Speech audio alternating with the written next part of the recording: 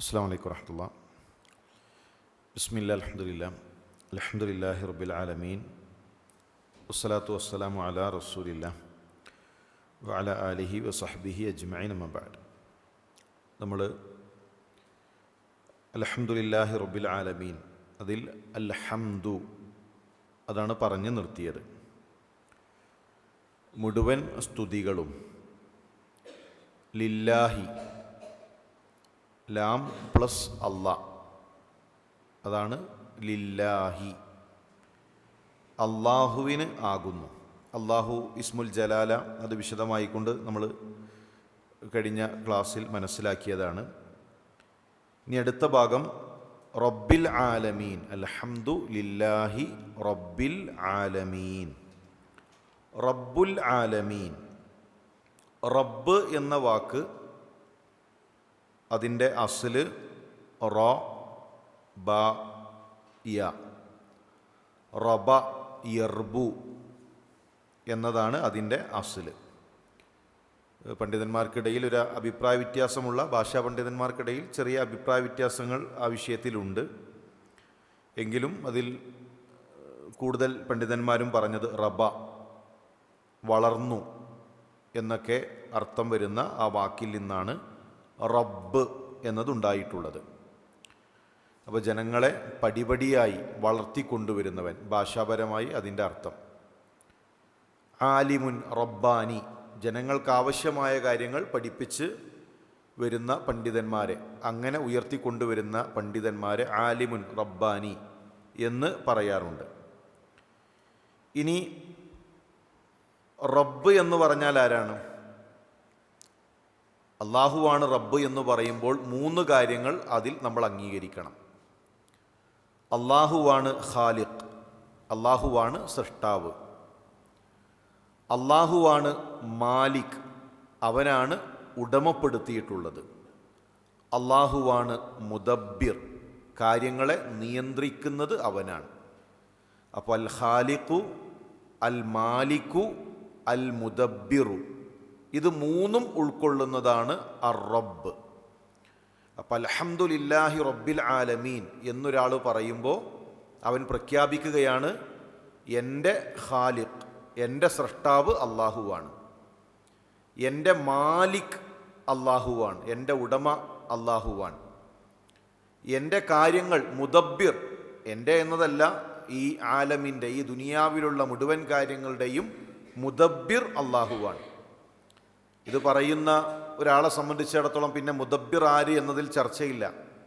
ദുഃഖകരമെന്ന് പറയട്ടെ, മുസ്ലിം സമുദായത്തിൽ ചില ആളുകളെങ്കിലും മുദബ്ബിർ ഇന്ന് CM മടവൂരാണ്. ലോകം നിയന്ത്രിച്ചു കൊണ്ടിരിക്കുന്നത് CM ആണ്. അയാൾ ഒന്ന് കണ്ണടച്ചു കഴിഞ്ഞാൽ വിമാനങ്ങൾ കൂട്ടിയിടിക്കും, വാഹനങ്ങൾ കൂട്ടിയിടിക്കും, ലോകത്തിൻ്റെ ക്രമം തന്നെ നഷ്ടപ്പെടും. ഓരോ നൂറ്റാണ്ടിലും ഒരു കുത്തുബിനെ അള്ളാഹു തെരഞ്ഞെടുക്കും, ആ കുത്തുബാണ് ഈ ലോകത്തിൻ്റെ കേന്ദ്രബിന്ദു എന്നൊക്കെ വിശ്വസിക്കുമ്പോൾ അവർ പറയുന്ന ഫാത്തിഹയുടെ ആശയം എന്താണ്? ഓരോ 5 വക്ത് സമയങ്ങളിലും ഓരോ റക്അത്തിലും അള്ളാഹു നമ്മളെ കൊണ്ട് പറയിപ്പിക്കുകയാണ്, അൽഹംദുലില്ലാഹി റബ്ബിൽ ആലമീൻ, ഖാലിഖായ, മാലിക്കായ, മുദബ്ബിറായ അള്ളാഹുവിനാകുന്നു സർവസ്തുതിയും. ഇത് പറഞ്ഞുകൊണ്ടാണ് പിന്നെ തർക്കിക്കുന്നത്, ഇതാ ഇന്ന ഷെയ്ഖാണ്, ഇന്ന തങ്ങളാണ് മുദബ്ബിർ എന്നുള്ളത്. അപ്പം അള്ളാഹു അവനെ, മനുഷ്യനെ സൃഷ്ടിച്ച് അവൻ മനുഷ്യനെ വെറുതെ പറഞ്ഞയക്കുകയല്ല ചെയ്തത്. അവയുടെ ഉടമസ്ഥാവകാശം അവൻ ഏറ്റെടുത്തു, അതിലൊരു പങ്കാളിയുമില്ല. അവൻ ഏകനാണ്. ആ ഉടമപ്പെടുത്തി എന്നതുമാത്രം അവിടെ നിർത്തിയില്ല, അവൻ്റെ മുഴുവൻ നിയന്ത്രണങ്ങളും അവൻ്റെ കൈകളിലാണുള്ളത്. ഇനി എന്തിൻ്റെ റബ്ബാണ് അൽ ആലമീൻ? എന്താണ് ആലം എന്ന് പറഞ്ഞാൽ? അള്ളാഹുവിന് പുറമെയുള്ള എല്ലാം ആലമാണ്. ഒരുപാട് ആലമുണ്ട്, ഒരുപാട് ലോകങ്ങളുണ്ട്. മലക്കുകളുടെ ലോകമുണ്ട്, ജിന്നുകളുടെ ലോകമുണ്ട്. ലൈലത്തുൽ ഖദ്റിൻ്റെ അന്ന് ഭൂമിയിലുള്ള ചരൽക്കല്ലുകളെക്കാൾ അധികം മലക്കുകൾ ഉണ്ടാകും. ഇപ്പം എത്ര മലക്കുകൾ ഉണ്ടായിരിക്കും? ബൈത്തുൽ മഅ്മൂറിൽ തവാഫ് ചെയ്യുന്ന മലക്കുകൾ, അവരുടെ എണ്ണമൊക്കെ എത്ര അധികമുണ്ട്. മലക്കുകളുടെ ഒരു വലിയ ആലമുണ്ട്, ജിന്നുകളുടെ ആലമുണ്ട്, പറവകളുടെ ആലമുണ്ട്, മൃഗങ്ങളുടെ ആലമുണ്ട്, നമുക്ക് കണ്ണുകൊണ്ട് കാണാൻ കഴിയാത്ത സൂക്ഷ്മ ജീവികളുടെ ലോകമുണ്ട് അല്ലേ. ഒരു ചെറിയ ഒരു പോയിന്റിൽ പോലും കോടിക്കണക്കിന് ജീവജാലങ്ങൾ വസിക്കുന്നു, നമുക്ക് കാണാൻ കഴിയാത്ത.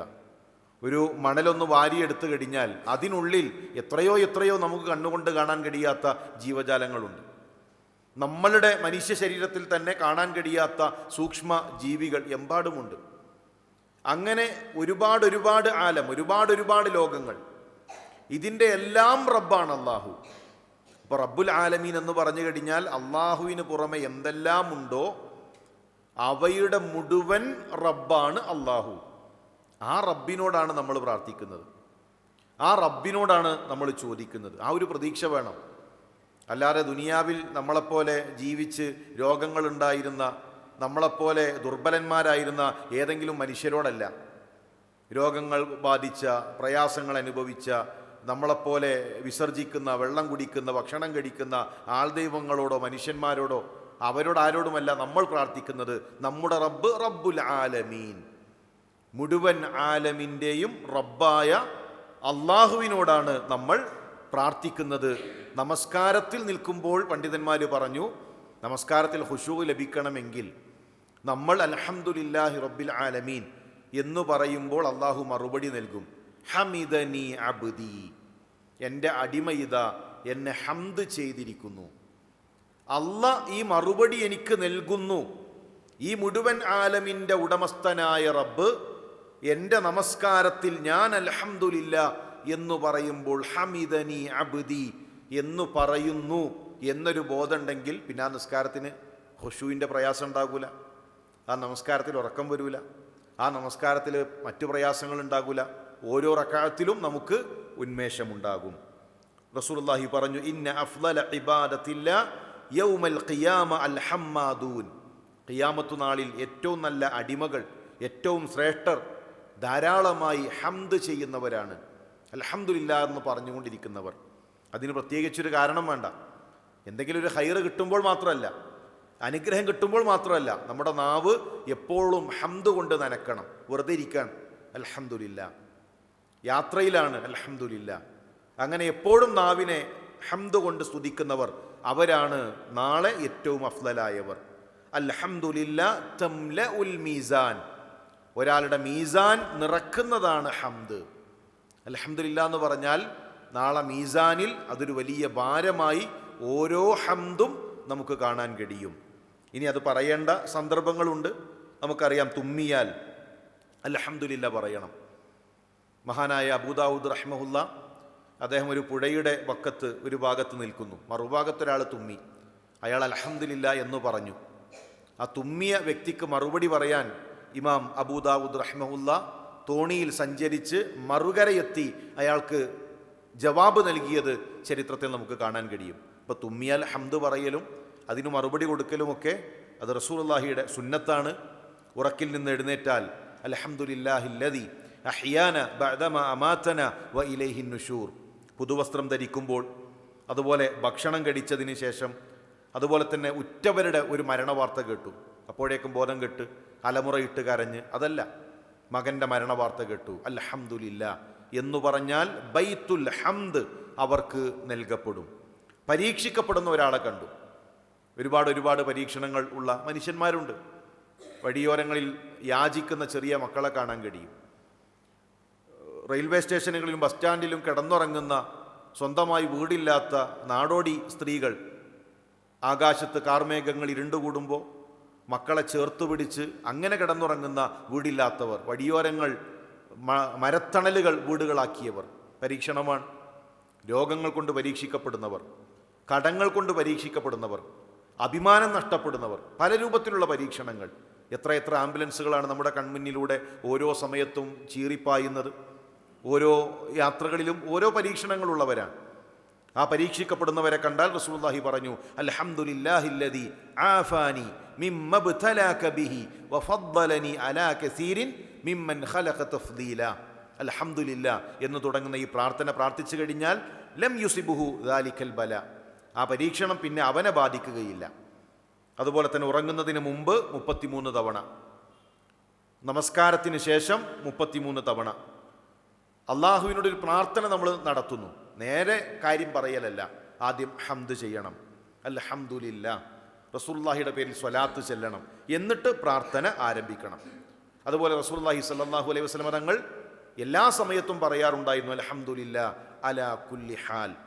അതുകൊണ്ട് മനസ്സറിഞ്ഞ് അള്ളാഹുവിനെ സ്തുതിക്കാൻ നമുക്ക് സാധിക്കണം. അള്ളാഹു അതിനുള്ള തൗഫീക്ക് നൽകി അനുഗ്രഹിക്കട്ടെ. റബ്ബന തഖബ്ബൽ മിന്ന ഇന്നക അൻത സമീഉൽ അലീം വതുബ് അലൈനാ ഇന്നക അൻത തവ്വാബുർ റഹീം. അസ്സലാമു അലൈക്കും വറഹ്മത്തുള്ളാഹി.